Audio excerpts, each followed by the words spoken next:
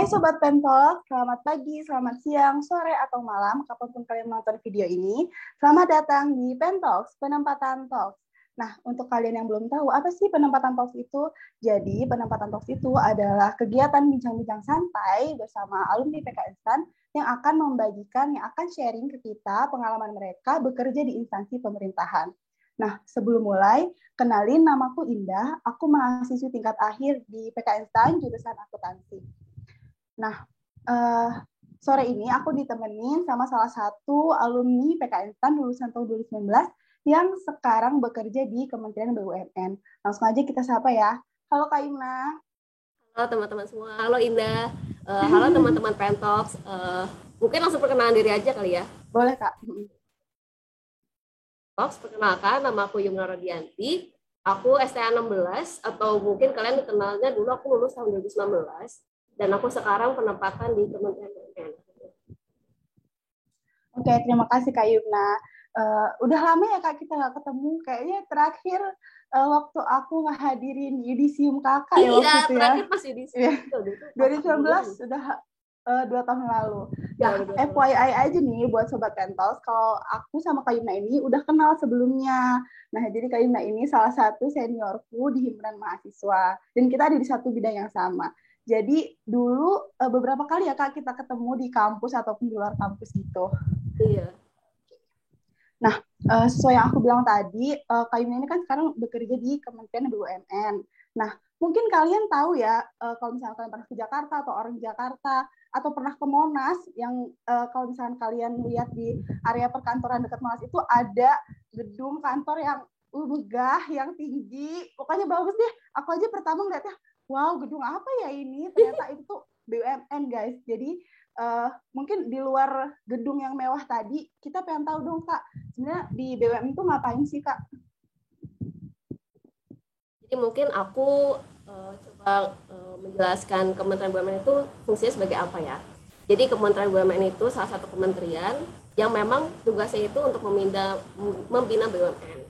Jadi kita bikin kebijakan untuk BUMN-nya, misalkan kita bikin kebijakan untuk kinerja mereka seperti apa, terus perencanaan keuangan mereka seperti apa, terus untuk mereka merekrut SDM yang seperti apa untuk di kantor mereka, dan sampai TJSL atau mungkin kalian tahunya CSR ya, Corporate Social Responsibility, itu kita juga yang menyusun rumusan peraturannya seperti itu. Jadi bisa dibilang kita membina BUMN.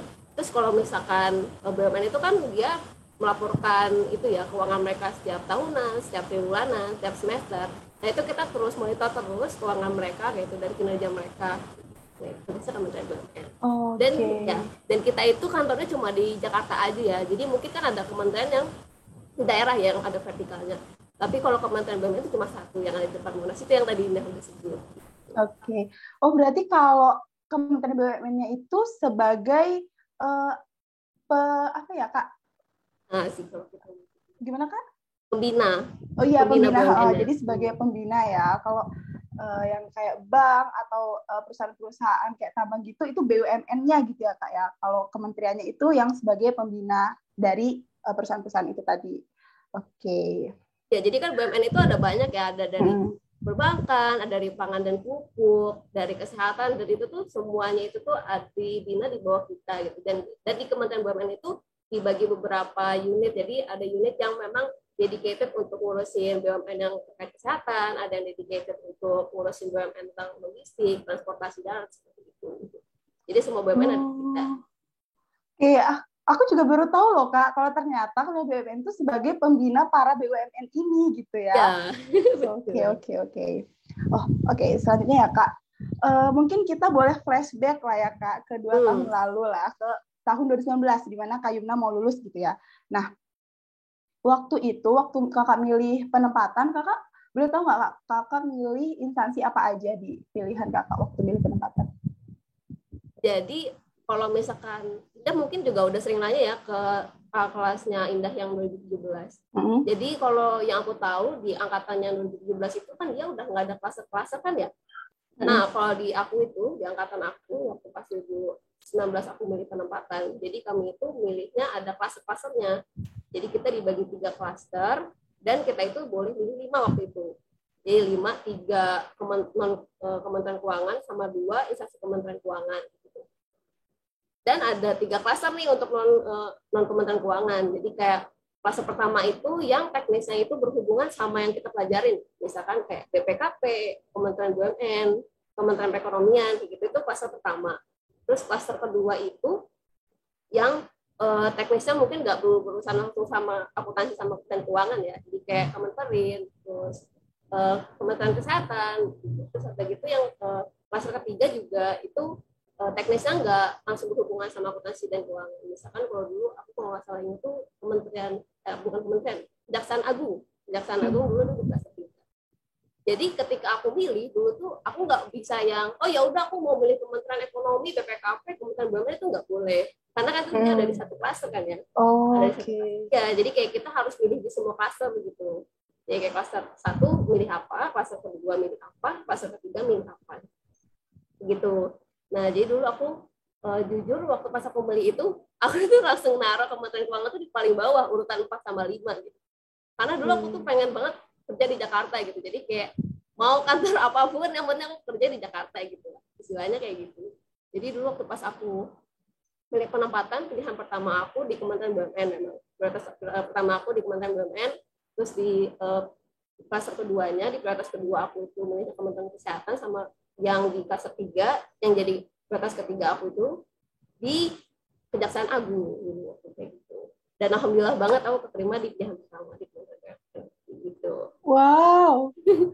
Keren loh Kak. Oh jadi kalau dulu tahun 2019 itu dia nggak bisa kayak tahun lalu ya Kak ya. Dan kalau tahun lalu cuma 3, terus kita bebas mau apa aja. Gitu ya. Bebas banget kan. Per klaster gitu. Oke. Nah kan tadi memang Kakak menempatkan BUMN di pilihan 1 kan Kak. Terus baru selanjutnya yang ada Kementerian Keuangan di bawahnya gitu kan Kak. Nah itu alasan Kakak milih beberapa lembaga tadi apa tuh Kak?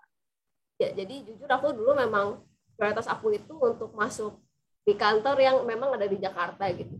Dan kalaupun misalkan ada vertikal, aku pengen di Jakarta lah gitu. Kenapa? Karena memang home base aku kan di Bogor ya. Jadi aku pengen kantornya itu memang dekat sama home base gitu. Karena beberapa pertimbangan. Gitu. Itu sih dulu aku pertimbangannya. Oke. Oh, jadi memang karena Kak Yuna ini di Bogor, jadi pengen kerjanya di Jakarta gitu ya Kak.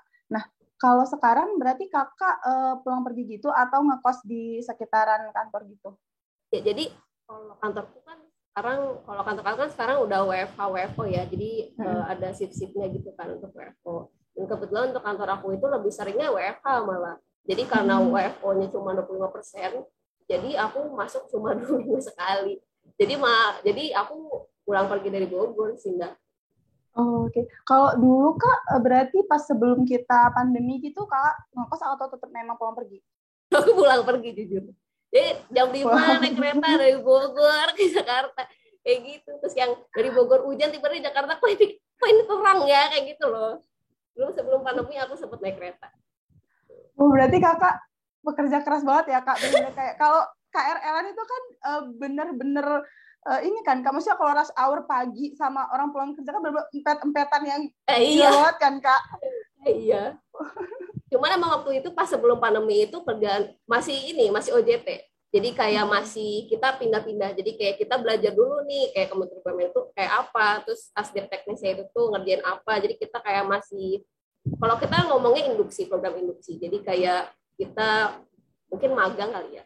Jadi magang kita belajar dulu nih di unit ini ngerjain apa, di unit ini ngerjain apa kayak gitu. Jadi waktu itu emang kerjanya masih belum padat-padat banget ya, jadi aku masih bisa oh ya udahlah pulang aja gitu. Jadi waktu itu masih belum mempertimbangkan sih karena memang kerjanya masih belum terlalu banyak itu. Oke, Kak. Terus pas itu Kakak pas pengumuman perasaan Kakak gimana sih? Ya pasti seneng ya Kak, tapi boleh ceritain nggak sih Kak gimana Kakak waktu itu pas buka pengumuman terus dapat pilihan pertama gitu? Jadi waktu itu kalau misalkan kalian pernah ngikutin cerita kakak kelas kalian ya. Jadi kan dulu kita milih di online gitu, milih penempatan di mana aja. Terus dulu tuh ketua angkatan aku tuh bilang gitu, oh kira-kira kata Kemenkunya minggu depan nih diumumin gitu kan. Jadi kita setiap minggu tuh kayak nungguin gitu.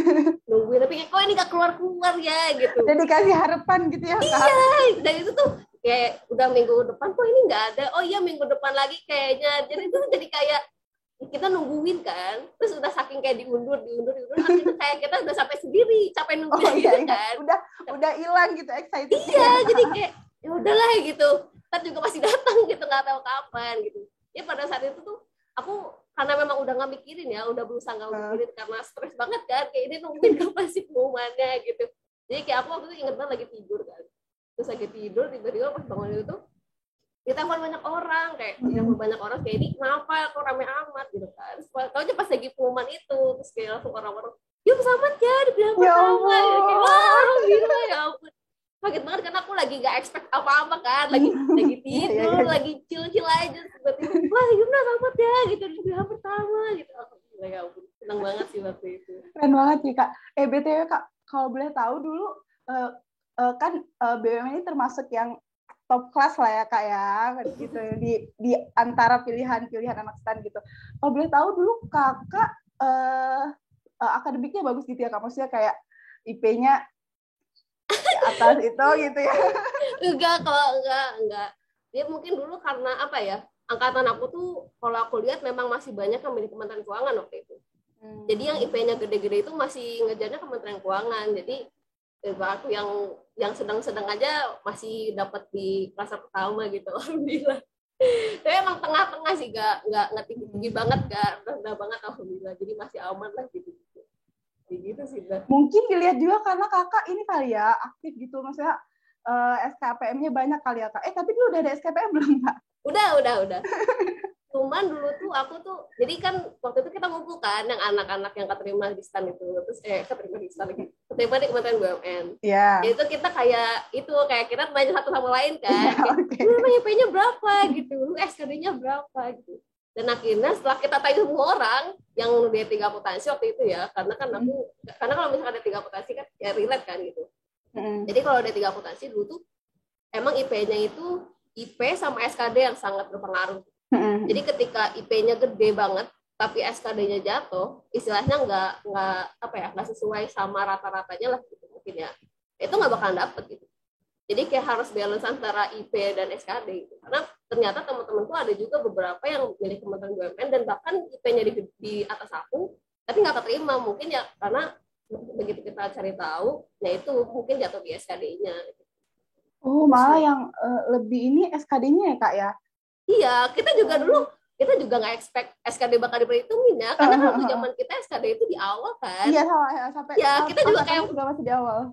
Iya, dulu juga kita juga kayak pas lagi kita kan bikin survei angkatan sendiri gitu kan, kayak coba-coba pendapatan kira-kira kita aman nggak ya gitu. Dan itu tuh kita nilai SKD juga kayak lupa-lupa inget gitu kan, karena udah 3 tahun yang lalu gitu. Kita juga nggak expect SKD-nya bakalan dipakai lagi gitu nilainya pada saat itu. Gitu sih. Mungkin kalau Sobat Pentalks penasaran yang mungkin selama ini kayak mikir, berdasarkan apa Biro SDM nentuin penempatan, ternyata bisa dari IP, kemungkinan besar ya Kak ya, dari IP sama dari SKD kita waktu kita tes dulu ya Kak ya. Tapi kayaknya memang setiap kantor itu beda-beda sih. Cuman emang waktu itu pada saat zamanku dan di Kementerian BUMN itu metodenya kalau kita lihat patternnya nih ya, aku sama teman-teman. Oke. Kalau kita next ya Kak. Nah kan aku baca nih dari kakak pertama join. Nama kakak kan Yumna Rodianti KMR KBUMN ya. Oh iya, iya. Kakak ditempati di bidang apa nih Kak di kantor? Ya ampun, aku jadi kayak udah ngasih ini ya, udah ngasih kode nama aku lupa ganti lagi. Jadi di Kementerian BUMN itu aku ditempatin di Kedeputian Keuangan dan Manajemen Risiko. Makanya di sini ada kode KMR KBUMN. Oke. KMR singkatnya dari Keuangan dan Manajemen Risiko. Nah, itu eselon 1-nya. Tapi kalau eselon 2-nya itu namanya Kasdipan Keuangan. Jadi FYI aja kalau di kementerian, mungkin di beberapa kementerian dan di kementerianku juga tentunya. Jadi sekarang itu eselon 3 sama eselon 4 itu udah nggak ada dah. Jadi eselon 3 sama 4 itu jadi fungsional sekarang. Jadi sampai eselon 2 aja Kak. Jadi Iya, jadi ketika aku nyebut unit itu unitnya eselon 2 gitu, bukan eselon 4 gitu. Oke. Tapi kalau misalkan kakak kan kata sisanya di fungsional, kalau kakak sekarang berarti gimana posisinya kak? Karena aku masih staff. Jadi yang fungsional itu yang dulunya itu jadi kasubit dan kabitnya eselon 3 sampai eselon 4. Sekarang masih jadi staff. Biasa bukan fungsional kalau kita. Oke. Berarti kakak udah berapa lama ya kak kerja di kantor? Aku per 2016. Tapi aku dulu TMT-nya di SKCPNS aku itu Januari 2020. Berarti 1,5 tahun lah ya. 1,5 tahun. CPNS-nya mulai Januari 2020. Berarti PNS-nya mulai kapan kak? PNS-nya Januari 2021. Oke, berarti setahun ya. Ya. Kan tadi kakak juga ceritakan tentang ada WFH, WFO, terus kakak juga sempat nyobain kerja full di kantor gitu kan tahun 2019 ya berarti 2020 ya kak awal-awal ya. 2020. Kalau jam kerjanya gimana kak kalau di itu Kementerian BUMN? Jadi beberapa kantor ada yang beda ya, ada yang masuk ke jam 7, tapi kalau di Kementerian BUMN itu masuknya jam 8. Jam 8, pulang jam setengah 5. Dan itu untuk yang WFH dan WFO itu sama jamnya. Jadi kita absen harus ya sekitar jam segitu. Oke. Oh, jadi meskipun kita WFO ke kantor tetap jamnya sesuai gitu ya, Kak ya? Tetap sama. Cuma kalau misalkan ke kantor ya ada fleksi lah ya gitu. Ada fleksi kan. Cuma kalau WFH kita nggak ada sih, nggak ada. Tapi tetap jamnya. Jam 8 sampai jam setengah 5. Kalau kita jam kerjanya. Kalau istirahatnya Kak, berapa jam atau dari jam berapa sampai jam berapa gitu? Kalau istirahat kayaknya ya sama kayak yang lain sih, jam 12 sampai jam 1 kalau kita sih. Oh. Nah, pertanyaan selanjutnya ya Kak ya. Jadi kalau misalkan, kan aku pernah tuh Kak waktu itu pengen nanya sesuatu chat Kak Yumna gitu kan. Posnya udah malam nih, tapi Kakak bilang, maaf ya Anda, tadi masih ada kerjaan gitu, masih dari tawar kerjaan. Jadi penasaran gitu Kak, kalau di BUMN emang beban kerjanya tuh gimana? Apa sering lembur, apa gimana gitu Kak? Sebenarnya tergantung ininya aja sih, tergantung tupoksinya ya. Dan aku mungkin karena jatuhnya sekarang itu di supporting ya, bukan di aspek teknis. Dan kemarin kamu ngechat aku memang lagi ada kerjaan aja, sebenarnya bukan setiap hari lembur kok, tenang aja gitu. Jadi memang kalau beban kerja mungkin tergantung unitnya juga. Karena kalau misalkan di teknis, biasanya kita langsung megang BUMN ya, gitu. Jadi kita misalkan aku di Asdep Jasa Keuangan, terus aku ditugasin untuk megang BNI dan BTN. Nah itu biasanya yang memang tergantung nanti di BNI sama BTN kira-kira ada surat-surat yang perlu ditandatangani nggak atau ada agenda yang harus diikuti nggak, seperti itu sebenarnya tergantung juga sih gitu. Terus kalau di unit aku beban kerjanya karena aku kan di aspek keuangan ya, di aspek keuangan, dan kita tuh bisa dibilang mengurusi hampir semuanya. Jadi dari aspek teknis biasanya itu kalau misalkan ada berkas atau misalkan ada kerjaan itu melewat ke kita dulu gitu istilahnya. Jadi kayak kita biasanya kerjanya rame-rame, jadi kayak kita bagi-bagi gitu. Jadi ya semoga begitu nanti kalian masuk, kalau misalkan tahun ini ada penerimaan lagi ada istan ya, dan ada CPNS umum, insya Allah beban kerjanya bisa lebih sedikit lagi sih, karena orangnya udah banyak kan harusnya ya. Iya, Kak, soalnya kalau kan suka denger ya, BUMN itu kan apa namanya organisasinya ramping gitu. Apa emang sibuk banget? Apa kayak beban kerjanya berat? Ternyata enggak juga gitu ya Kak, karena bareng-bareng gitu ya dikerjainnya ya. Kalau di unitku sih gitu, Nda. Jadi kalau di unitku karena memang ngerjainnya untuk guru BUMN, jadi biasanya kalau kita sistem kerjanya bagi-bagi. Tapi kalau misalkan di unit teknis, karena memang dia langsung dedicated satu orang megang satu BUMN atau dua BUMN, biasanya memang dia menganalisa sendiri sih.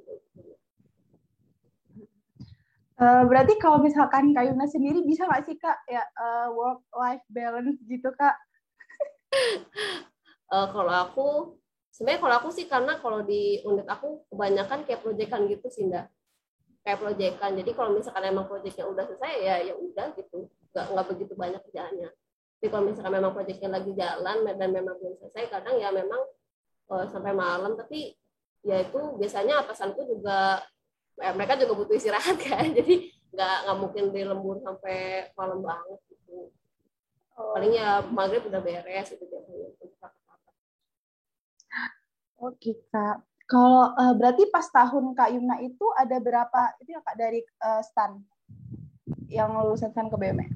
Jadi kan ada 23 orang dari aku kan. Jadi ada yang dari akuntansi sama ada yang dari D1 KBN. dan D3 akuntansinya 13, terus KBN-nya ada 10. Kami juga ya Kak ya. Kalau tahun lalu ada nggak Kak? Nah, tahun lalu itu kebetulan memang nggak ini sih, nggak ada yang dari stan kalau tahun lalu. Oh, kalau tahun ini Kakak belum dengar ya ada. Nah itu nggak tahu karena bukan muridku kan, jadi ya aku nggak tahu, nggak ada info juga sih kalau itu. Nah, Kakak suka nggak sih ngumpul-ngumpul sama yang sama-sama dari stan gitu? Persebarannya gimana gitu Kak kalau di kantor lulusan iya. stan? Jadi kalau misalkan persebaran, jadi kan jadi kalau di Kementerian BUMN itu dulu ada dua angkatan yang paling dekat sama aku nih. Jadi ada angkatan 2015 yang di atasku sama angkatanku gitu. Nah, jadi untuk angkatan atasku dan aku yang masih baru ya terhitungnya ya, itu bisa dibilang disebar di seluruh unit sih, Indah. Oh, tapi jadi ada yang ada di teknis juga. Jadi karena unit teknis kita memang megangnya akuntansi ya, jadi kita ya bisa masuk di situ juga gitu. Jadi bisa di aspek teknis atau mungkin di supporting kayak aku di kedeputian keuangan dan manajemen risiko atau mungkin di biro keuangan. Jadi bisa dibilang jadi ini agak rancu ya. Jadi kalau misalkan kalau misalkan di biro keuangan itu berarti yang ngurusin anggarannya kementerian dah. Jadi kayak misalkan untuk ya kementerian, jadi misalkan renovasi gedung kementerian atau misalkan untuk operasional di kementerian. Tapi kalau di aku di aspek keuangan itu justru keuangan korporasi. Jadi kita ngomongin itu keuangan BUMN gitu. Jadi ada dua unit namanya keuangan, tapi itu beda kalau di kita. Oh, oke. Berarti kalau Kak Yumna itu keuangan pusatnya gitu ya Kak?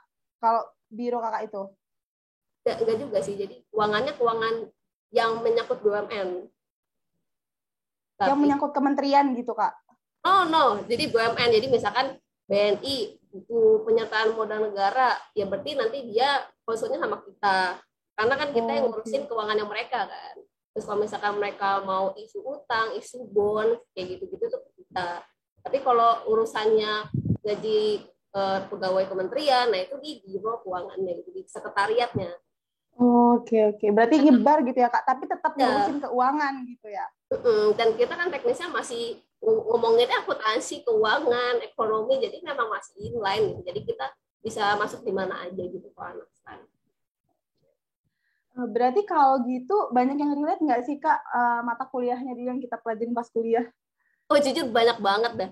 Bahkan tuh ya, awal dulu waktu pas kuliah, kamu relate gak ya? Jadi dulu tuh waktu pas aku ujian kan kita ujian banyak banget ke materinya. Jadi kayak aku belajar semalaman, ujian habis ujian ya udah aku berusaha melupakan gitu loh. Kayak, iya, karena kayak ya karena aku butuh besoknya lagi untuk belajar besoknya lagi, terus kayak ya mungkin karena apa sih namanya? Aku merasa kayak dulu tuh oh ya udahlah nggak bakal ketemu lagi gitu. Apalagi kayak AKL dulu kan susah banget kan AKL kan. Iya susah banget, jadi kayak alhamdulillah aku nggak ketemu AKL lagi gitu. Tiba-tiba begitu masuk ke Kementerian BUMN justru akuntansi keuangan nggak dipakai gitu kebanyakan. Jadi kayak dari iya. Dari pengatur akuntansi, dari AKM, bahkan AKL tuh aku masih ngerjain juga AKL, masih konsol eliminasi. Itu ketemu beneran itu konsolidasi, jurnal eliminasi. Bayangin. Makanya jadi kayak aku juga nggak expect kan, kira kayak alhamdulillah aku lulusan udah ketemu AKL lagi, ternyata masih ketemu juga gitu. Terus ada ALK, analisis laporan keuangan, karena kan kita harus ada monitoring kinerja keuangannya BUMN kan. Jadi kita sering analisis laporan keuangannya gitu. Bahkan Mancu juga kita juga ada relate-nya gitu. Nah itu untuk yang teknis ya. Jadi kalau misalkan memang Indah nanti masuk Kementerian BUMN dan misalkan megangnya itu teknis, megang BUMN langsung, keuangannya langsung, itu ya itu yang tadi aku sebut, ada AKM, AKL, terus ada ALK, Mancu gitu. Tapi kalau misalkan nanti kalian masuknya di penganggaran, di perbendaraan, itu mungkin kalau di akuntansi relate sama HKN kali ya. Wow, kayaknya kalau di kayaknya aduh ditarik lagi ya Kak, yang udah dibuang itu iya makanya masuk lagi gitu ya. Saya memang nggak yang plek banget kayak kita dulu belajar di instansi, jadi ya mungkin lebih ke esensinya sih Indah. Karena kayak misalkan AKL nih, AKL kan dulu waktu pas kita belajar itu kan gimana caranya kita mengonsolidasi antara parent dan anaknya kan sama subsidiary-nya. Nah, kalau kita itu, kalau di kementerian itu view-nya itu kita kementerian dan kita eliminasinya itu justru bawahnya doang, BUMN-nya doang gitu. Jadi kita misalkan parent-nya nih, anggaplah Kementerian BUMN itu parent-nya. Nah, justru si laporan keuangan BUMN sama kementerian itu nggak digabung. Oke. Jadi cuman ngegabung BUMN-nya aja. Jadi ya bisa dibilang nggak sama banget kayak AKL yang kita pelajari di kuliah, kok nggak susah itu. Tapi dasarnya kita harus tahu gitu ya, kayak gimana esensinya kayak ya kalau misalkan musim konsul ya harus ada yang eliminasi karena apa bla bla bla kayak gitu kan.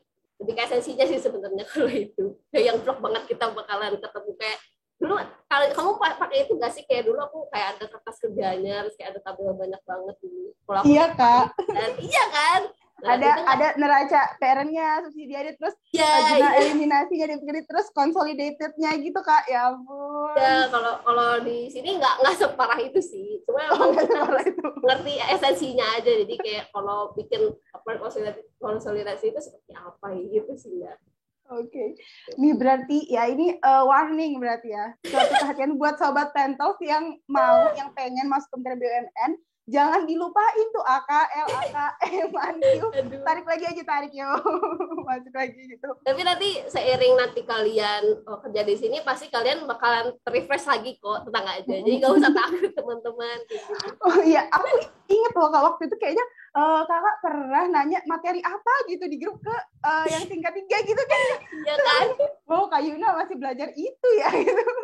Iya, karena pekerjaan itu memang berurusan sama itu. Jadi kayak mau nggak mau kadang harus baca-baca lagi gitu.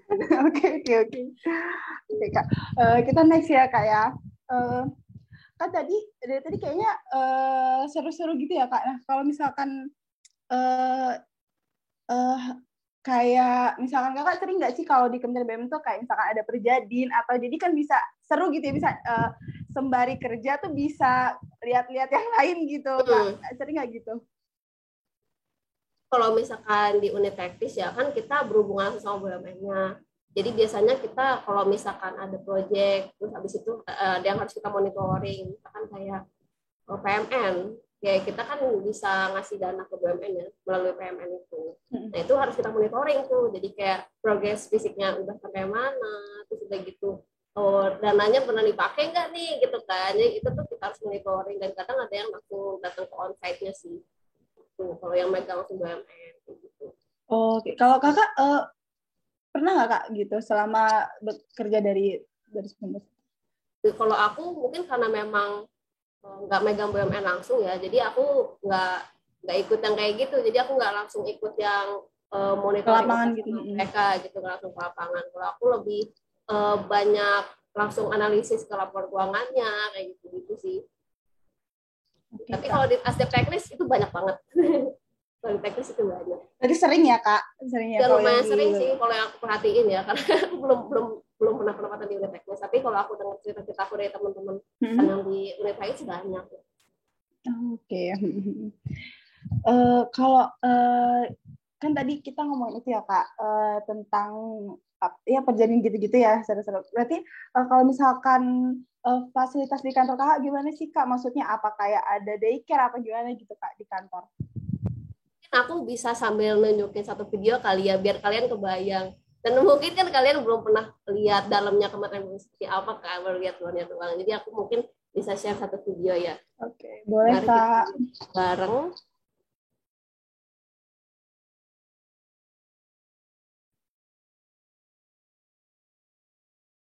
Setelah sukses pada proyek, dengeran kan ya suaranya ya?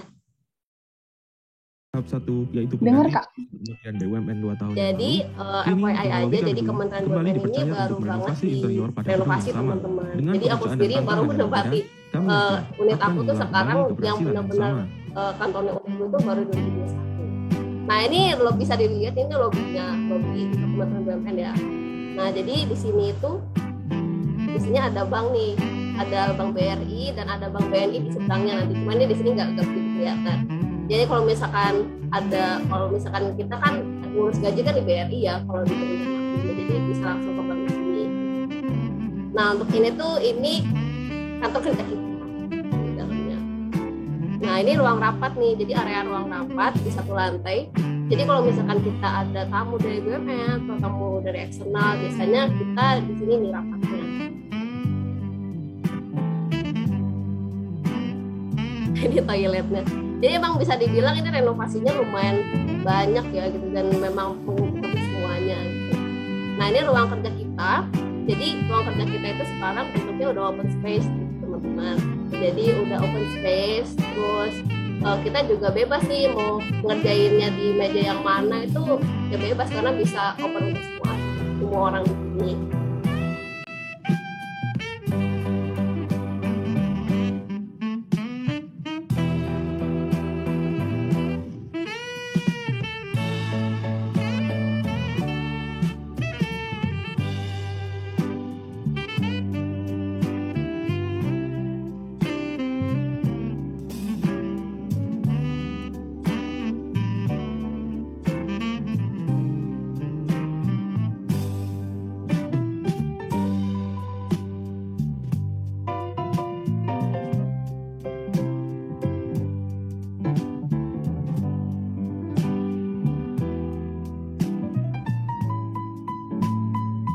Nah ini untuk ballroomnya. Jadi kalau misalkan kita ada acara yang rame-rame dan biasanya untuk semua pegawai Kementerian BUMN itu biasanya di ballroom ini.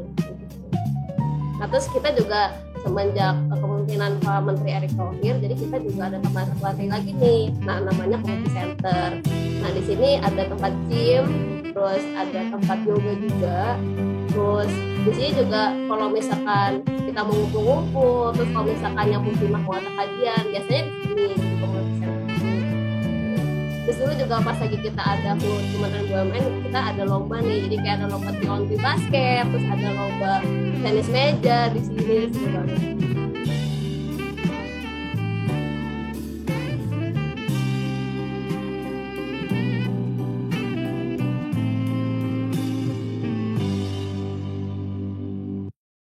Nah itu untuk dalam kantornya. Nah selain itu juga kita ada masjid yang sendiri di lingkungan Kementerian BUMN. Terus kita juga ada klinik. Selain klinik juga kita ada GOR. Jadi kayak untuk GOR main basket, terus main bulu tangkis kita ada GOR. Bentar Kak, aku speechless ngeliat kantornya loh. Bagus Kak, itu tuh bener-bener kayak startup di drama Korea nggak sih Kak? Itu tuh Kak, kantor Kakak bagus banget loh. Ternyata nggak kalah bagusnya dalamnya itu sama luarnya loh. Nggak kalah bagusnya, nggak kalah modernnya gitu. Berarti memang bener ya Kak yang kata orang, Kementerian BUMN tuh udah flexible working space, bisa kerja di mana aja kayak. Jadi waktu aku dulu semester berapa ya belajar manajemen tuh suka disebutin kan sama dosenku, sekarang tuh kantor itu udah mulai ini yang open space gitu, nggak lagi kayak di kubikel gitu. Ternyata tuh udah kejadian banget, udah terlaksana banget di Kementerian BUMN gitu ya Kak ya. Seru memang, banget berarti ya ya Kak. kalau di Jakarta memang setahuku juga ada beberapa kementerian yang udah beralih dari kubikel ke open space itu, dan alhamdulillah di kantorku itu udah sampai semuanya itu open space. Berarti Kak kalau WFH gitu ya udah bebas aja gitu ya Kak ya mau kerja di mana gitu ya? Ya jadi aku di kantor ya bebas aja mau duduk di meja mana aja, karena kan itu kalau kubikel kan kita punya meja sendiri ya. Nah kalau di aku itu enggak, jadi bisa bebas di mana aja. Terus kalau misalkan kita duduknya mau di sofa sambil lihat Monas, misalkan itu boleh gitu. Jadi udah bebas banget sih. Lengkap banget loh, ada tadi yang ada tempat apa sih Kak? Ya untuk coffee break ya, kayak untuk grinder kopi. Tuh ada fun areanya, bener-bener banget loh Kak. Jadi berasa nonton baru banget gitu, fresh banget melihatnya. Kayak biasanya kan kalau di kantor kayak pas aku PKL kemarin kayak ya masih kubikel gitu, masih bener kantor gitu kan. Ternyata bener loh, aku waktu itu sempat juga lihat story temanku yang waktu itu PKL di Kementerian BUMN tuh memang ya ampun seru banget. Dia suka kan kayak hampir tiap hari deh kayaknya dia bikin story kayak foto itu kayak ada aja spot bagusnya gitu Kak. Ya alhamdulillah, memang ini renovasinya baru banget sih, baru banget renovasi, tahun ini juga baru beres awal tahun ini. Berarti kalau misalkan meskipun kita sambil kerja tuh kita juga bisa nyalurin hobi gitu ya Kak, yang kata Kak ada GOR, ada terus bisa kajian juga gitu. Jadi untuk di kantorku tuh termasuk aktif ya untuk klub-klubnya. Jadi kita ada klub milestone kalau di kita nyebutnya. Jadi kalau misalkan teman-teman ada yang suka main basket, ada yang suka main bulu tangkis, itu ada klubnya sendiri biasanya. Dan itu biasanya dijadwalin tuh, misalkan Jumat sore itu berarti untuk main bulu tangkis, misalkan klub bulu tangkis bisa main. Terus untuk basket itu ada ininya sendiri, ada jadwal sendiri gitu. Terus TKM-nya juga lumayan aktif sih, jadi kayak setiap Jumat juga kalau misalkan untuk yang muslim, untuk yang putri itu kita juga ada kajian kayak gitu. Terus dan di kita juga ada studio musik, aku lupa tadi ada studio musik juga. Jadi temanku yang suka ngeband gitu itu kadang suka main ke studio musik di kementerian, di kantor gitu. Dan di kita juga kalau misalkan ada waktu kemarin ya, pas kemarin kita Kementerian BUMN terus ada 17-an, kita juga ngadain lomba banyak gitu loh. Jadi kayak karaoke, ada apa sih namanya, kayak kita lomba untuk menghias rumah sendiri, terus ada virtual baik, banyak banget lombanya. Dan itu juga bisa salah satu aja untuk kita apa ya, mengeksplor bakat kita gitu, nyalurin hobi kita juga kan. Oh, berarti buat sobat Pentox yang takut kalau misalnya udah kerja tuh kayak nggak ada waktu nih, mau olahraga, mau nyalurin hobi, jangan takut. Kalau di Kementerian BUMN itu udah lengkap gitu ya, malah ada klub-klubnya gitu, jadi ada kawannya, ada temennya, jadi tambah semangat gitu ya Kak ya. Iya, jadi alhamdulillah difasilitasi juga sama kantor. Tadi kan Kak cerita ya kalau misalkan ada klub misalkan yang mau main band, yang mau bulu tangkis, sekolah olahraga gitu kan Kak. Nah, sebenarnya kalau misalkan dari lingkungan kerja kayak misalkan demografinya, budaya kerjanya tuh gimana sih Kak kalau di Kementerian BUMN itu?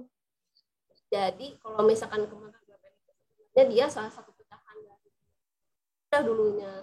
Jadi dulu itu sebenarnya gimana Kak? Hilang suaranya Kak? Ya, halo? Udah jelas belum ya? Sekarang, udah. Jadi Kementerian BUMN itu sebenarnya salah satu pecahan dari Kementerian Keuangan juga dulunya. Jadi dulu salah satu eselon di Kementerian Keuangan. Jadi di Kementerian BUMN itu lumayan banyak anak sanian dan jadi banyak senior, banyak atasan-atasanku yang lulusan STAN juga gitu. Jadi anak-anak saniannya itu nggak cuma angkatanku dan angkatan 15 yang di atas 1 tahun. Jadi atasanku juga udah banyak yang udah jadi atasan tertinggi dan itu dari STAN itu banyak gitu. Dan menurutku kalau aku lihat ya di kantorku tuh banyak banget anak mudanya, jadi milenial banget. Jadi aku tuh jadi yang 2015 itu pas dia masuk itu ada penerimaan CPNS umum juga lumayan banyak, ada 100 orang. Jadi memang staff-staff di kita itu masih muda-muda lah istilahnya.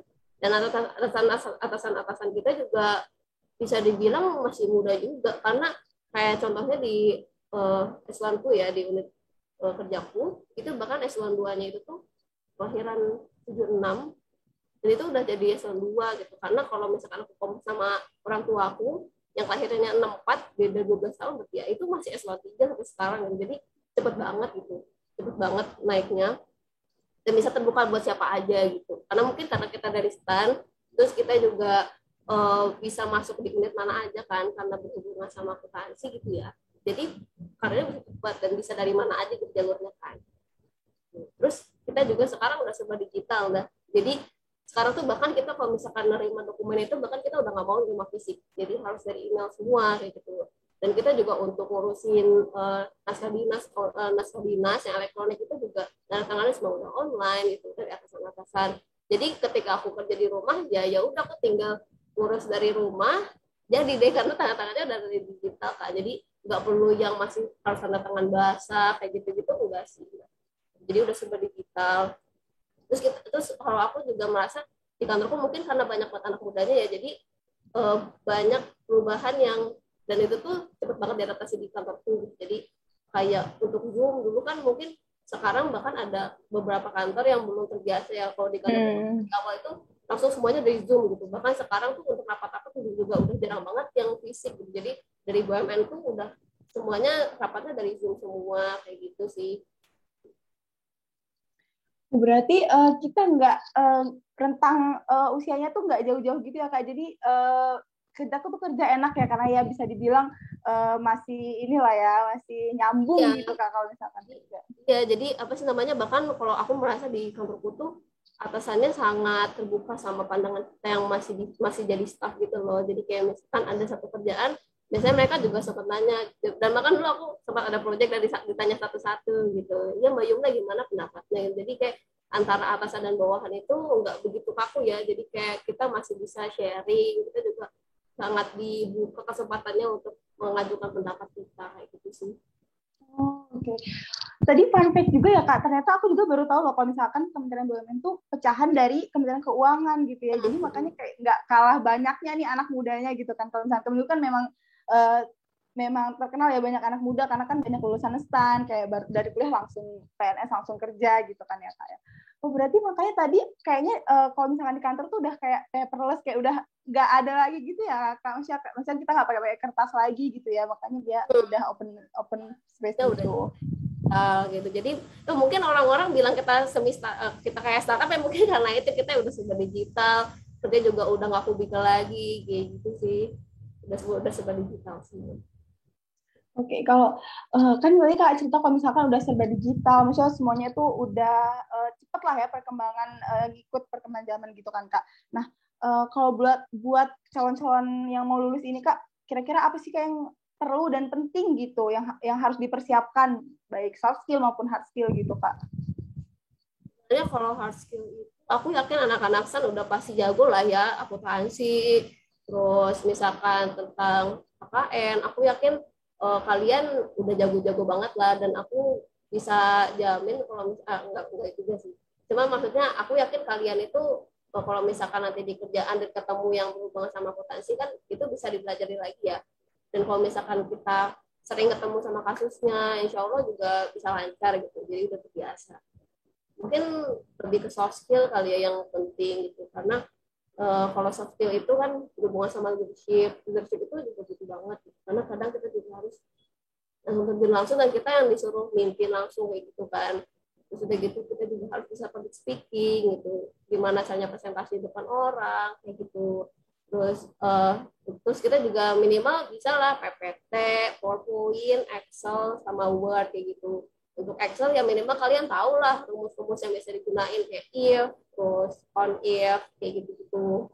Terus kalau misalkan Word minimal kalian tahu fitur-fiturnya apa aja, terus cara bikin surat itu yang baik dan benar itu seperti apa, kata-kata baku yang bagus itu yang seperti kita tadi waktu pas bahasa Indonesia kan kita juga pernah belajar ya kayak surat dinas kayak gimana gitu. Kalau misalkan menulis surat itu seperti apa, nah itu benar-benar dipakai sih sekarang gitu. Terus kayak kalau misalkan PowerPoint, karena kalian pasti ada saat dimana kalian tuh disuruh bikin PowerPoint untuk atasan, untuk pimpinan misalkan kan gitu. Itu menurutku yang harus dipelajari sih, karena kalau misalkan nggak kebiasa itu agak lama kan pasti kita adaptasinya kayak gitu. Jadi ya dikit-dikit dibiasain sih gitu. Kalau aku bisa saranin ya. Oke, berarti itu harus dicatat ya Sobat Pentok, kalau misalkan materi-materi Apricom-nya bahasa Indonesia jangan dilupain dulu karena nanti tuh bakal kepake banget gitu ya Kak ya. Dan kita tuh harus ngilangin mindset kalau baru staff nih baru masuk cuman pelaksana nggak bakal dimintain pendapat, padahal tuh nggak gitu ya Kak ya, padahal kita tuh memang diminta malah gitu ya kayak untuk mengungkapkan pendapat gitu, untuk ngasih saran gitu ya Kak. Malah kalau kata Kak Ina tadi itu bisa aja kita yang disuruh presentasi gitu kan Kak di depan atasan ya. gitu. Aku yakin kalian pasti bakal menemukan itu di kantor manapun ya, nggak cuma di Kementerian BUMN. Pasti ada saat dimana kalian harus bikin paparan sendiri, terus kalian disuruh paparin ke depan rekan kerja kalian, terus bikin surat juga. Aku yakin semua kantor pasti juga ada saat dimana kalian bikin surat sendiri kan, dan itu menurutku penting sih untuk dipelajari. Oke, harus dicatat baik-baik ya Sobat Pentok ya. Next nih Kak, kan tadi Kakak cerita tuh kalau misalkan ya eselon 2-nya malah masih muda nih, masih kalian 76, maksudnya Kak, ya masih ukuran muda ya kayak untuk setara eselon 2 gitu kan. Nah, kalau misalkan jenjang karir untuk jenjang karir di Kementerian BUMN itu gimana sih Kak? Kalau untuk karena unit teknisnya juga berhubungan sama keuangan yang mana kita pelajari itu waktu kuliah, jadi jenjang karirnya kalau misalkan promosi gitu tuh bisa dibilang banyak jalurnya lah gitu. Kita bisa naik di aspek teknis, di unit teknis, atau misalkan di supporting, misalkan di kedeputian aku, atau di biro keuangan, nanti di penganggaran, kayak gitu. Dan menurutku selama kalian mau ya untuk sekolah lagi gitu, itu penting banget sih. Jadi untuk sekolah lagi, untuk nerusin sampai ke S1, terus nerusin bahkan sampai S2 dan S3 itu aku yakin karirnya bakal lancar lah, insya Allah kayak gitu. Itu kuncinya berarti ya, kita harus jangan males sekolah lagi gitu kan Kak. Nah, kalau misalkan untuk melanjutkan pendidikan gitu Kak, kesempatannya gimana? Atau misalkan harus tugas belajar atau boleh izin belajar atau gimana sih kalau beasiswa di Kementerian BUMN itu ada nggak gitu? Jadi kalau untuk basic persyaratan untuk tugas belajar, kalau di kantor itu terus nunggu 2 tahun dulu semenjak kita diangkat jadi CPNS. Jadi contohnya kayak aku nih, aku kan diangkat jadi CPNS Kementerian BUMN itu di tanggal 2 Januari 2020 tahun lalu. Jadi aku baru bisa ngajuin tugas belajar dan izin belajar itu di tahun depan di 2 Januari 2022 ya. Gitu. Dan kalau di kantorku sih bisa izin belajar ya, jadi bisa izin belajar, bisa tugas belajar juga, dan bahkan di tahun ini di kantorku sih ada beasiswa nah, jadi yang dari D3 ke S1 yang angkatan atas aku itu ada beasiswanya, dan untuk yang mau ke S2 yang untuk CPNS umum yang daftar di CPNS umum dan dia mau lanjut ke S2 itu ada beasiswanya gitu. Ya doain aja moga beasiswanya masih ada terus ya, karena kan itu bisa dibilang tergantung sama anggaran kantor ya gitu. Tapi di tahun ini sih ada lah untuk beasiswa, dan untuk tawaran S2 di luar negeri misalkan dari AS atau dari KAIS gitu itu juga banyak banyak pemberitahuan pengumuman langsung di kementerian sih gitu. Jadi selain jalannya ada, dan di kantorku tuh jujur lingkungannya tuh sangat mendukung banget untuk belajar ya. Jadi kayak selain kita belajar yang ada di kerjaan, dan kita tuh sering banget diingetin ya kayak kamu kalau misalkan emang udah waktunya kuliah dan bisa kuliah, mending kuliah sekarang gitu. Jadi benar-benar didorong untuk kuliah lagi gitu. Jadi insya Allah untuk tugas belajar dan belajar didukung sih di kantor kuliah. Didukung banget, suportif banget gitu ya, kayak berarti memang didukung harus melanjutin pendidikan lagi, jangan cepat stuck di gelar yang sekarang gitu ya kayak. Iya. Jadi mungkin kalau misalkan bisa kita ibaratin ya, jadi kan kita mau ngisi BUMN ya. Dan bahkan kalau misalkan kita kerja itu kita bisa langsung berhubungan, bisa berhadapan langsung sama direksinya, yang mana kan itu pasti ilmunya udah tinggi banget kan. Jadi kayak kita harus banyak belajar gitu, bukan caranya biar kita tuh bisa menimbangi mereka gitu kan. Karena ya kalau misalkan kita nggak ngerti apa yang bakal mereka propose kita, ya lucu aja kan, masa kita nggak ngerti gitu. Jadi benar-benar didorong untuk belajar lagi, untuk kuliah lagi gitu. Wow. Harus dicatat lagi tuh Sobat Pentok di sebuah warning ya. Jadi jangan males-males buat ngelanjutin pendidikan lagi kan ya kayak. Apalagi kalau misalkan di Kementerian BUMN tuh kayak orang penting deh. Bisa tuh kita ketemu sama direksinya BUMN langsung gitu kan ya Kak ya. Nah, tadi kan Kak Yuna cerita juga kalau di awal kalau misalkan kantornya itu cuma ada di pusat ya, di Jakarta gitu kan, nggak ada yang vertikal gitu. Nah, kalau misalkan kalau sistem mutasi gitu Kak, atau antar bidang atau gitu bisa nggak, atau antar unit gitu Kak, bisa nggak? Jadi bisa dibilang untuk rotasi pegawai lumayan cepat sih Mbak.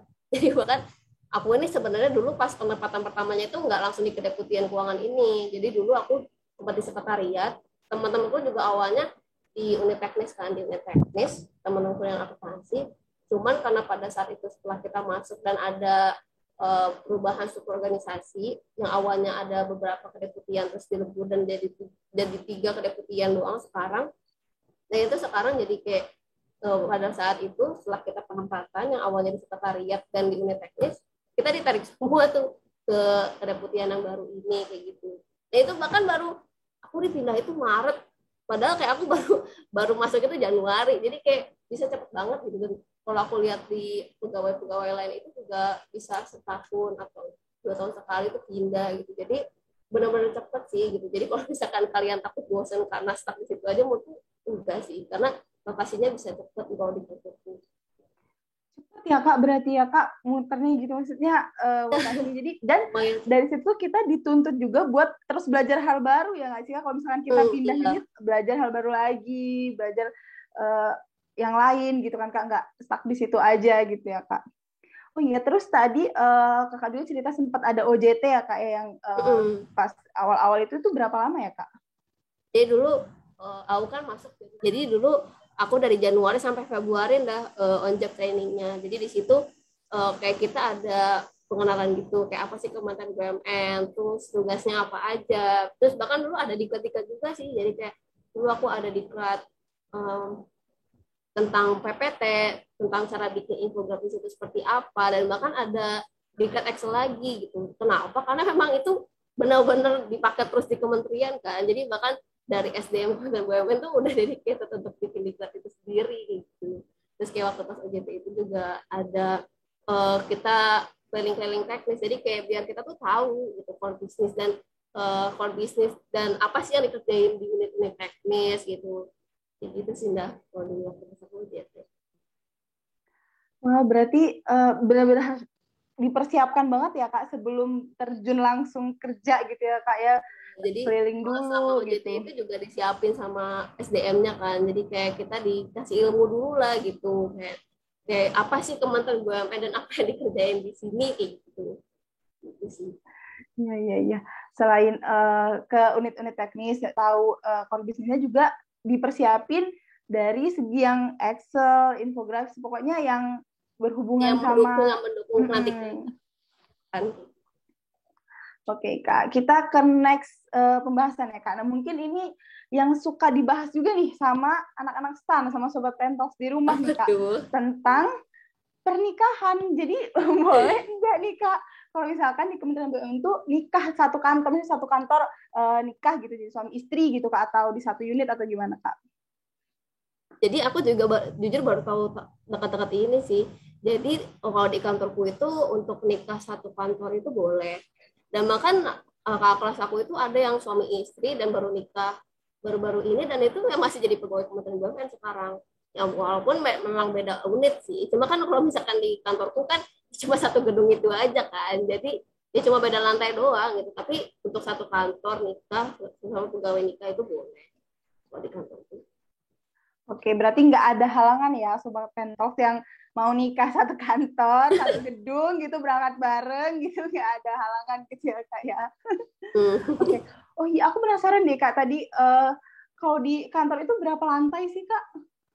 Jadi kalau di kantor itu ada 22 lantai. Kalau Kakak di lantai berapa? Itu di lantai 9. Oke, berarti kalau pas masuk awal-awal dulu berarti rame nggak tuh Kak? Kalau misalkan pas pagi sama pulang pagi sama pas pulang kantor tuh rame nggak di lift gitu, kayak ngantri apa enggak gitu? Oh iya, kalau itu pasti ya, apalagi kan liftnya juga ya kita juga cuma satu gedung, terus udah gitu tinggi kan lumayan. Jadi kalau misalkan pulang memang agak nunggu lumayan lama karena kan dari atas sudah penuh duluan kan tanahnya gitu. Oh iya, benar Kak. Iya. Ya sering gitu. Oke. Nah, tadi kan mungkin kita udah cerita ya Kak ya, sharing tuh sempat nonton videonya juga, ngelihat gedung kantornya langsung meskipun secara virtual gitu kan Kak. Nah, kalau misalkan sobat-sobat Pentox pengen nih Kak ke Kementerian BUMN, kalau diringkas tuh kesempatan apa aja sih yang bisa didapat kalau misalkan penempatan di Kementerian BUMN gitu Kak? Itu kalau aku ini sambil sharing aja ya, sesuai sama pengalaman aku sama kerja ya. Jadi memang pikirkan banyak wawasan ya. Jadi dari BUMN pun kita kan BUMN ada banyak sektor, ada dari kesehatan, infrastruktur, energi, migas, semua BUMN itu kan ada di bawah kita ya. Jadi kalau misalkan Indah pengen tahu apa sih BUMN yang berusaha sama kesehatan, misalkan Bio Farma itu seperti apa proses bisnisnya, itu bisa kita pelajari juga di sini gitu. Dan kalau misalkan untuk teman-teman yang suka banget sama akuntansi keuangan, itu juga pasti bakalan sampai mabuk deh bisa belajar di sini gitu. Karena aku sendiri juga dulu waktu pas aku dulu KTTA pun aku lebih suka, pas KTTA pun aku juga menyadari aku lebih suka akuntansi keuangan dibandingkan aku dari pemerintahan kan. Dan itu tuh benar-benar jadi pakai terus di sini gitu. Aku analis laporan keuangan, aku juga baca, bahkan tuh baru sekarang, bahkan pas aku kuliah tuh nggak pernah ya aku baca laporan keuangan sampai dalam-dalamnya. Itu sekarang tuh aku bisa sampai baca CLK, harus baca, terus itu aku harus cari tahu di dalam CLK-nya ada apa sih gitu, apakah memang informatif atau enggak gitu, bahkan di level seperti itu gitu. Jadi benar-benar akuntansi keuangan banget di sini gitu, dan benar-benar korporasi banget ya. Jadi kayak kita bisa tahu BUMN itu seperti apa sih proses bisnisnya dan operasionalnya seperti apa kayak gitu. Terus kalau misalkan teman-teman yang nggak mau banget jadi itu doang, kayak aku yakin waktu pas kalian magang tuh ngerasain ya, misalkan kalau dulu aku kan di KPP ya. Dan aku tuh di saat itu kayak langsung lihat kan kalau misalkan di PNS biasanya kerjanya ya cuman duduk diam terus ngerjain surat terus ya udah pulang on time gitu kan. Dan aku tuh merasa kayak wah kayaknya aku gak mungkin ya 40 tahun kerja kayak gitu-gitu aja gitu, nggak mungkin ya, masa nggak ada dinamikanya sih gitu kalau misalkan kerja kan. Nah, tapi kalau misalkan di Kementerian BUMN itu bakal banyak banget proyek-proyeknya gitu, dan bahkan untuk apa sih kayak proyek dan urusan-urusan yang kalian kerjain itu bisa berbeda sih, jadi kayak tantangannya banyak banget di sini gitu. Jadi selain tantangannya banyak, jadi kita juga punya banyak kesempatan untuk belajar kan, jadi kayak benar-benar bisa belajar hal baru, terus kita juga kerjanya nggak monoton lah kalau aku bisa bilang ya, jadi kayak bisa ngerjain banyak hal, bisa tahu banyak hal kayak gitu. Itu sih dah. Wah, berarti nih untuk sobat-sobat Pentalk di rumah yang jiwa-jiwanya tuh nggak tahan sama hal-hal yang gitu-gitu aja, yang statis gitu ya, kayak cocok banget nih berarti ya ke Kementerian BUMN gitu, karena benar-benar dituntut terus untuk belajar hal baru, terus dengan tadi kan mutasinya juga cepet gitu kan, bisa, dan yang pasti yang passionnya tuh benar-benar jiwa-jiwa akuntansi banget ya, jiwa-jiwa akuntansi keuangan banget tuh, bener banget, cocok banget, bisa dalam banget tuh ilmunya kalau misalkan kerja di BUMN gitu ya, kayak di Kementerian BUMN maksud aku gitu. Nah, kita mungkin udah masuk ke sesi terakhir nih Kak. Dari cerita Kak Yumna dari awal tadi, kira-kira kalau pesan-pesan untuk calon lulusan 2021 ini bisa terkait penempatan atau tips and trick milih penempatan menurut Kak Yumna tuh gimana? Boleh dong Kak sharing ke kita. Gue tahu tuh sekarang berarti kalian agendanya lagi apa ya? Udah beres ujian belum sih kalau kalian? Udah Kak, udah selesai ujian akhir semester, terus kita nanti pertengahan September mau ada sertifikasi AKPEM. KPPA juga beres ya? Udah Kak, udah. Sekarang yang masih waiting list itu tinggal sertifikasi AKPEM itu ya? Oh, oke. Ya, terus kalau wisudanya udah tahu kapan? Wisudanya itu akhir Oktober Kak, tanggal 27 Oktober insya Allah. Jadi bisa dibilang kalian lumayan udah punya waktu luang ya gitu. Dan mungkin kalau misalkan aku bisa ngasih tips untuk penempatan ya, kalau dulu aku pas berdasarkan pengalaman aku dulu memprioritaskan dulu apa sih yang pengen aku kejar gitu. Karena setiap orang itu bisa beda-beda kan gitu. Mungkin ada yang ngejarnya bisa kerja di home base kayak aku, atau mungkin memang ada yang nyari yang gajinya pengen yang gede gitu. Jadi menurutku yang ya wajar gitu, realistis. Dan mungkin ada yang pengen bisa yang kuliahnya cepet, nah itu menurutku ya itu setiap orang bisa beda-beda prioritasnya. Dan aku menyarankan untuk kalian tahu dulu nih prioritas kalian itu seperti apa, pengennya apa sih gitu, yang pengen yang dikejar gitu kan. Nah setelah kalian tahu, nah baru kalian cari tahu nih kementerian apa aja sih atau kantor apa aja yang kira-kira buka, dan di dalamnya itu seperti apa gitu. Kalian bisa tanya juga ke kating-kating, atau misalkan kalian juga bisa nonton juga nih episode-episode Pentos yang lain kan gitu. Terus kalau kalian ada KLPS gak sih? Kalau zamanku dulu ada KLPS. Kalian ada info KLPS? Kayaknya ada ya Kak, tapi sekarang yang aku baru tahu kayaknya MGTPS yang udah mau mulai gitu Kak. MGTPS itu kan biasanya mendatangkan narasumber dari kementerian juga kan, dari kementerian, dari kantor-kantor, dari instansi. Itu kalian di situ juga bisa gali terus tuh. Jadi kayak misalkan kayak nanya kayak ini nih, jadi kayak nanya tentang jam kerjanya seperti apa, yang dikerjain itu apa kayak gitu. Jadi kalian cari info sedalam-dalamnya biar kalian tahu nih apa yang kira-kira mau kalian pilihkan kayak gitu. Terus udah gitu setelah itu kalau di zamanku sih dulu ada kayak kita bikin simulasi penempatan gitu sih Mbak. Mungkin kalau di angkatan kalian bisa bikin kayak gitu, menurutku itu sangat membantu ya.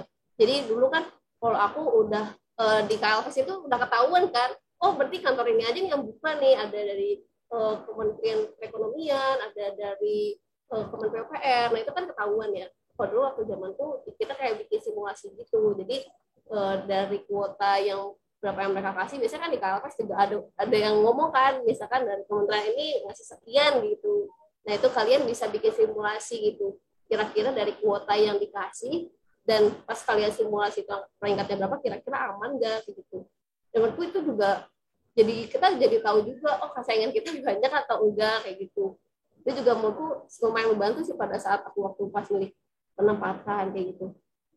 Terus kalau misalkan udah simulasinya, terus udah datang nih kesempatan kalian untuk milih kantornya, nah baru kalian milih kantornya. Dan aku sih menyarankan ya kalian diskusi juga sama orang tua kan, dan untuk kayak minta restu juga, kayak semoga kalian bisa diterima di kantor yang kalian inginkan gitu. Terus kalau misalkan memang dapat sesuai apa yang kalian pilih, alhamdulillah. Dan kalau misalkan mungkin hasilnya nggak sesuai sama yang kalian prioritaskan pas pendapatan kemarin, ya aku yakin mungkin ada rasa kecewa mungkin ya. Cuman aku yakin setelah aku kerja selama setahun ini, pasti ada alasan kenapa kalian tempatin di situ. Kalian kan nggak tahu ya kedepannya, mungkin kalian bakalan ketemu jodoh di situ mungkin, atau kalau misalkan kalian bakalan bisa dapat kesempatan untuk keliling Indonesia di kantor itu, bahkan kan kita nggak pernah tahu ya gitu. Jadi intinya sih bersyukur ya, kalau misalkan kalian udah penempatan di kantor apapun, jangan lupa bersyukur. Kayak gitu sih kalau Bunda. Wow, komplit banget ya Sobat Pentox. Jadi itu berarti kalau dirangkum, berarti kalian jangan lupa buat, kalau milih penempatan, jangan lupa buat analisis sendiri gitu ya Kak ya, terus tentuin minatnya itu di mana, fokusnya itu gimana nih buat penempatan, buat kerja nanti itu gimana, jangan lupa ikut-ikut kegiatan KLVS, MGTPS, dan jangan lupa juga nonton Pentox ya, terus dan jangan lupa juga minta restu sama orang tua, gimana ngobrol ya Kak sama orang tua gitu. Dan kalau misalkan belum beruntung, jangan langsung kecewa, jangan nyalahin diri sendiri, tapi harus diambil hikmahnya. Nanti pasti bakal kelihatan sendiri ya Kak, kenapa kok dapat di situ gitu ya Kak ya. Oke. Nah, jalan mungkin pasti akan tahu. Iya. Dan kalau terakhir deh Kak, closing statement nih, atau bisa kasih semangat atau quotes versi Kak Yumna gimana buat kita nih, buat Sobat Pentox di rumah. Apa ya, mungkin jadi kan kalian lagi nunggu untuk wisuda dan untuk lulusan kalian ya. Jangan lupa berdoa sih, jangan lupa berdoa. Terus ya tadi yang seperti tips-tips yang aku kasih ya, jadi jangan lupa untuk sering explore. Tentunya itu yang paling penting itu explore sih. Jadi kayak kalian cari tahu kantor-kantor apa sih yang bakal buka, terus di dalamnya itu seperti apa yang dikerjakan gitu. Dan kalau misalkan aku boleh kasih saran juga, kalian bisa tuh ngisi waktu luang kalian sama hal-hal yang baru gitu. Dan menurutku nggak ada yang sia-sia sih. Jadi kalau misalkan kalian belajar tentang PPT, misalkan ya kalian udah pernah bikin PPT sebelumnya kan pasti, tapi kalau misalkan kalian belajar lagi tentang PPT, misalkan gimana caranya bikin PPT yang sesuai sama keadaan formal, itu nanti pasti pas lagi kita kerja itu pakaikan gitu. Atau mungkin kalian ngasah lagi hard skill atau soft skill yang bisa kalian pakai nanti di kerjaan. Jadi selain kalian nunggu terus analisis, kalau aku bisa sarannya sih kalian coba belajar ilmu-ilmu baru gitu, hal-hal baru sih gitu. Jadi tetap stay positif juga ya selama kalian nunggu penempatan ini. Semoga sukses. Terus aku dan teman-temanku tunggu juga di Kementerian BUMN. Oke, amin. Makasih loh Kak sarannya, doanya, dan jangan lupa tuh Sobat Pentox tetap positif, tetap produktif ya Kak ya, meskipun sekarang masih nunggu, ibaratnya ya boleh kita istirahat, refreshing gitu kan, tapi kita juga harus tetap produktif gitu ya Kak ya, harus pelajari hal baru lah ya, mempersiapkan diri buat era baru, buat masa yang baru, buat pasti kan beda kan Kak antara jadi mahasiswa sama jadi karyawan, jadi pegawai harus bekerja gitu kan Kak. Nah, dengan penyampaian saran-saran dan closing statement dari Kak Yuna tadi juga mengakhiri acara kita sore hari ini. Nah, untuk Sobat Pentox yang merasa sharing-sharing ini bermanfaat dan menarik, jangan lupa ya, boleh banget like videonya, komen di bawah, dan juga subscribe channel ini. Nah, terima kasih ya Kak Yuna udah mau hadir dan cerita-cerita ke kita sore hari ini. Aku minta maaf kalau misalkan ada salah-salah kata atau hal yang menyinggung selama kita bincang-bincang tadi, Kak. Oke. Aku tutup ya, Kak. Wassalamualaikum warahmatullahi wabarakatuh.